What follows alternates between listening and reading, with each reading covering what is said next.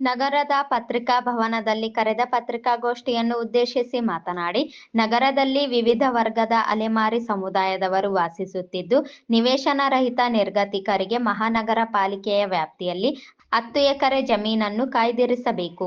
ಸಮುದಾಯದ ಜನರು ವಾಸಿಸುವ ವಿವಿಧ ಕಾಲೋನಿಗಳಲ್ಲಿ ನಿವೇಶನ ಹಕ್ಕುಪತ್ರಗಳನ್ನು ನೀಡಬೇಕು. ಕುಡಿಯುವ ನೀರಿನ ಸೌಕರ್ಯ ಸೇರಿದಂತೆ ಹಲವು ಸೌಲಭ್ಯಗಳನ್ನು ಒದಗಿಸಬೇಕು.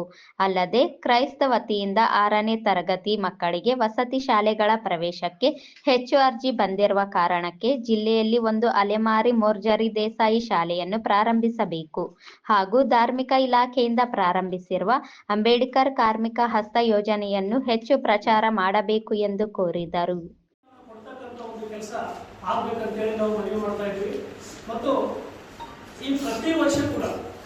ಪ್ರತಿ ವರ್ಷ ಕೂಡ ಮೊರಾರ್ಜಿ ದೇಸಾಯಿ ವಸತಿ ಶಾಲೆಗೆ ಕ್ರೈಸ್ತ ನಡೀತಾ ಇದೆ.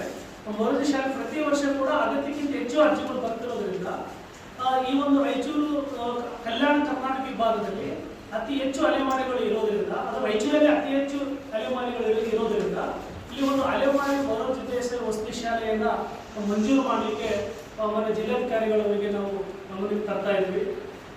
ಯಾಕಂದ್ರೆ ಬಹಳ ಜನ ಕೂಡ ಅಪ್ಲಿಕೇಶನ್ ಆಗ್ತಾ ಇದ್ದಾರೆ. SC ST OBC ಅಲೆಮಾರಿಗಳಿಗೆ ಬಹಳ ಜನ ಹುಡುಗರು ಉಳಿತಾ ಇದ್ದಾರೆ. ಹಾಗಾಗಿ ಎಲ್ರಿಗೂ ಕೂಡ ಅನುಕೂಲ ಆಗಲಿ ಅನ್ನೋ ಒಂದು ದೃಷ್ಟಿಯಿಂದ ಒಂದು ಮೊರಾರ್ಜಿ ಶಾಲೆಯನ್ನ ರಾಯಚೂರು ಜಿಲ್ಲೆಗೆ ತರಬೇಕು ಅಂತ ಹೇಳಿ ಅಲೆಮಾರಿಗೆ ಸಂಬಂಧಪಟ್ಟಾಗೆ. ಮತ್ತೆ ಈಗ ಇತ್ತೀಚೆಗೆ ಕಾರ್ಮಿಕ ಸಚಿವರು ಒಂದು ಆದೇಶವನ್ನು ಹೊರಡಿಸಿದ್ರು, ಒಂದು ಅಂಬೇಡ್ಕರ್ ಕಾರ್ಮಿಕ ಸಹಾಯ ಹಸ್ತ ಅಂತ ಹೇಳಿ.